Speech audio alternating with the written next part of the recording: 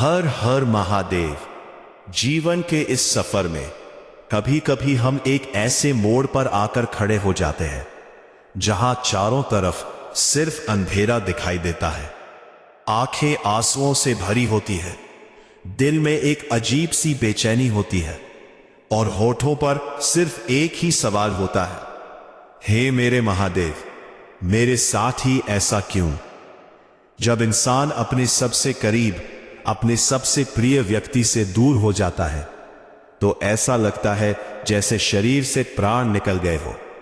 रातें कटती नहीं, दिन गुजरता नहीं, हर पल, हर लम्हा उसी इंसान की याद आती है जिसे आपने अपने दिल की गहराई से चाहा था। क्या आप भी उसी दर्द से गुजर रहे हैं? क्या आप भी उसी दर्द से गुजर रहे हैं? क्या आप भी रातों को उठ उठ कर रोते हैं? क्या आपके मन में भी यह डर बैठ गया है कि शायद अब वो इंसान आपकी जिंदगी में कभी वापस नहीं आएगा? आप शिव के मंदिर जाते हैं, शिवलिंग पर जल चढ़ाते हैं और रो रो कर बस एक ही विनती करते हैं, प्रभु उसे मेरी जिंदगी में वापस लौटा दो, मुझे उसके बिना कुछ नहीं चाहिए। आप खुद को कोसने लगते हैं, अपनी किस्मत को दोष देने लगते हैं। आपको लगता है कि शायद आपकी लकीरों में ही प्यार नहीं लिखा रहे। आज अपने आंसू पोंछ लीजिए, क्योंकि आज ब्रह्मांड के रचयिता, देवों के देव महादेव आपको एक संदेश दे रहे हैं। वो कैलाशपति जो तीनों लोकों के स्वामी हैं, आज आपके कानों में बहुत ही प्रेम से कुछ कहना चाहते हैं।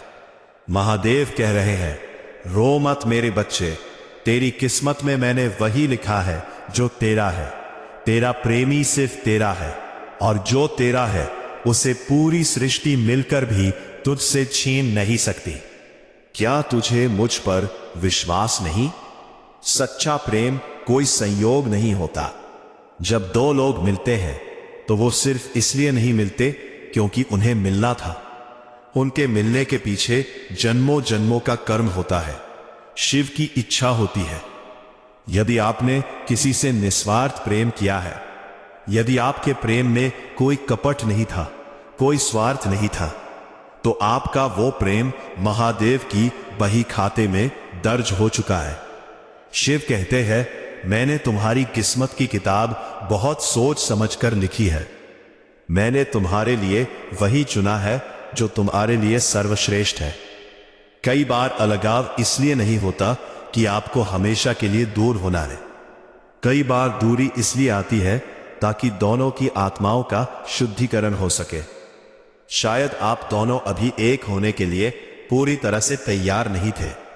शायद आपके रिश्ते में कुछ अहंकार आ गया था, या शायद आप उस रिश्ते को ईश्वर से भी बड़ा मान बैठे थे। महादेव आपको दूर करके आपको यह सिखाना चाहते हैं कि प्रेम मुक्ति है, बंधन नहीं। जब आप किसी इंसान को खोने के डर से कांपते हैं तो महादेव कहते हैं, डरो मत। जो चीज वास्तव में तुम्हारी है वो कहीं है नहीं जाएगी, और जो तुम्हारा नहीं है उसे तुम दोनों हाथों से पकड़कर भी नहीं रोक पाओगे। अगर वो तुम्हारा सच्चा प्रेमी है तो समय का चक्र घूमेगा, परिस्थितियां बदलेंगी, लोगों के मन बदलेंगे और नियति उसे वापस तुम्हारे पास खींच लाएगी। भाग 3, एक प्रेरक कथा, जब महादेव ने मिलाया बिछड़ों को। आइए मैं आपको एक कहानी सुनाता हूं। एक बार की बात है, एक बहुत ही सच्ची शिव भक्त थी। वो एक युवक से बेइंतहा प्यार करती थी। दोनों का प्रेम इतना पवित्र था जैसे शिव और शक्ति का। लेकिन समाज की दीवारें, परिवार की बंदिशें और किस्मत की कुछ ऐसी चाल चली कि दोनों को अलग होना पड़ा। उस लड़के को मजबूरी में उससे दूर जाना पड़ा और उसने कह दिया कि अब हम कभी नहीं मिल सकते। वो लड़की टूट गई। दुनिया भर के लोगों ने उससे कहा कि अब उसे भूल जाओ, वो कभी लौटकर नहीं आएगा। परिस्थितियां ऐसी बन गई थी कि उनका मिलना पूरी तरह से असंभव लग रहा था। लेकिन उस लड़की को दुनिया की बातों पर नहीं, अपने महादेव पर भरोसा था। वो रोज सुबह नंगे पैर शिव मंदिर जाती, शिवलिंग पर जल चढ़ाती, बेलपत्र अर्पित करती और सिर्फ एक ही बात कह दी, नाथ, मैंने प्रेम किया है, कोई पाप नहीं, मेरा प्रेम सच्चा है। और यदि मेरा प्रेम सच्चा है तो मैं अपना सब कुछ आपके चरणों में सौंपती हूं। अगर वो मेरा है तो आप उसे मुझसे मिलाएंगे। महीनों बीत गए, साल बीत गया, लेकिन उसका विश्वास नहीं डगमगाया। उसने अपने प्यार को महादेव के भरोसे छोड़ दिया और अपने जीवन के कर्म करने लगी। और फिर एक दिन वो चमत्कार हुआ जिसकी किसी ने कल्पना भी नहीं की थी। जो हालात उनके खिलाफ थे वो अचानक उनके पक्ष में होने लगे। जिन लोगों ने उनके रिश्ते का विरोध किया था उनके मन अचानक बदल गए। वो युवक जो मीलों दूर जा चुका था, उसे अचानक ऐसा लगा जैसे कोई अदृश्य शक्ति उसे वापस खींच रही है। उसे एहसास हुआ कि उस लड़की के बिना उसका जीवन अधूरा है।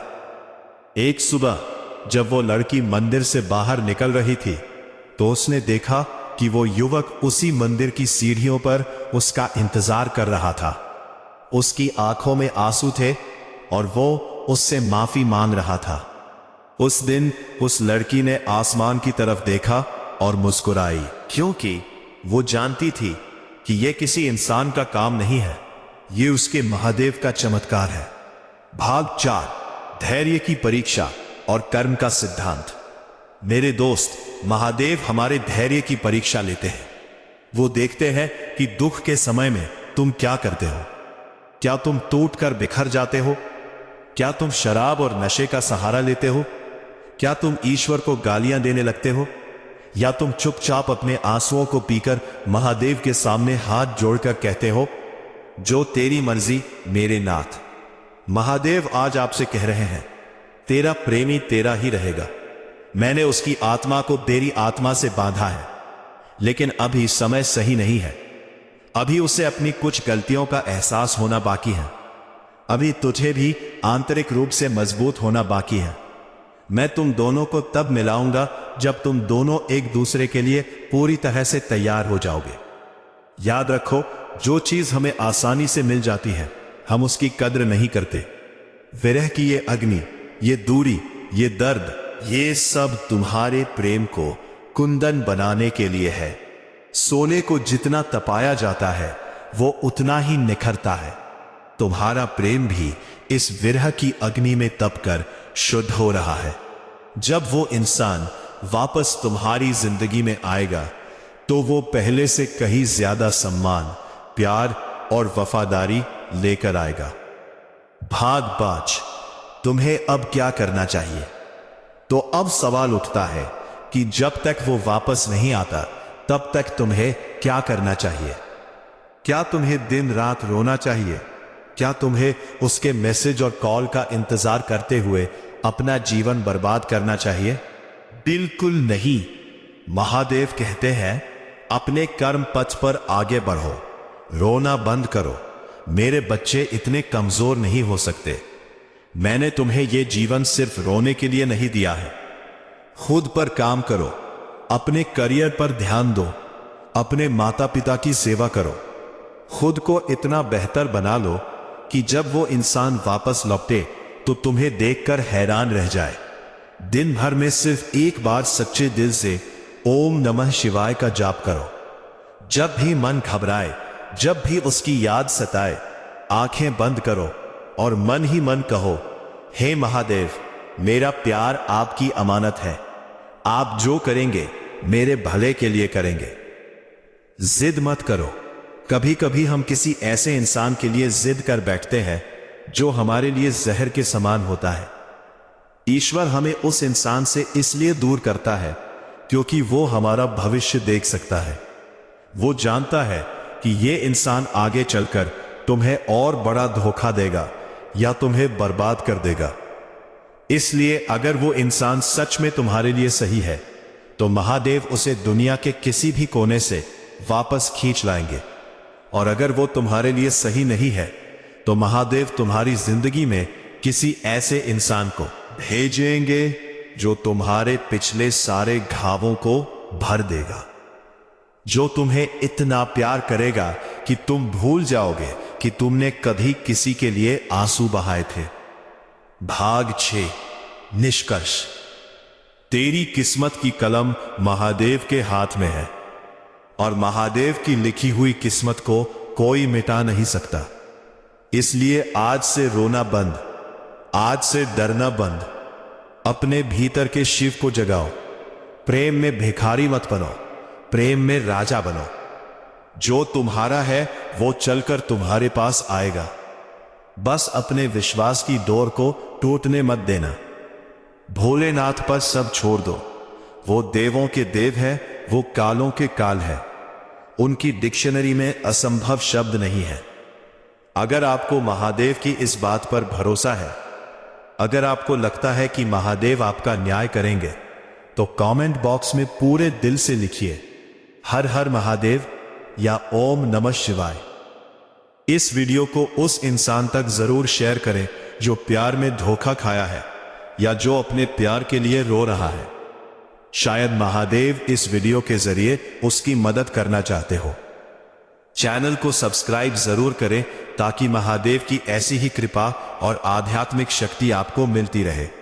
मुस्कुराते रहिए और महादेव पर विश्वास रखिए। हर हर महादेव। जय श्री महाकाल।